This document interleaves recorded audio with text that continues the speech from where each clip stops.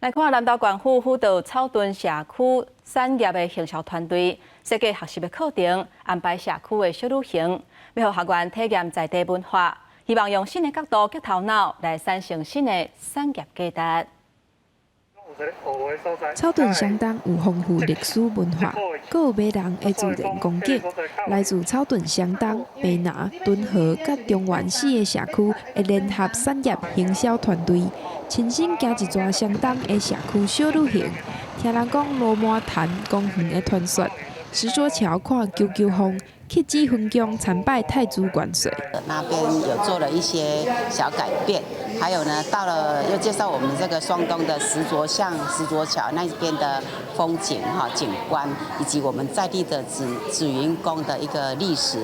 的由来，是一个非常棒的一个探索活动。产销大家拢有用头脑在想在做，感觉真好。当然要做到讲一届就真成功可能嘛无法紧爱一步一步来安尼。拜大咱草屯的产销才会愈来愈好啊。团队望讲找出地方的特色，故事讲互民众听，互游客感受到地方的人情风土，搁再小解互搁较侪人。透过我们的社区探索，能够让社区的伙伴知道说，每个地方、每个社区的一个特色、一个景点，透过这一个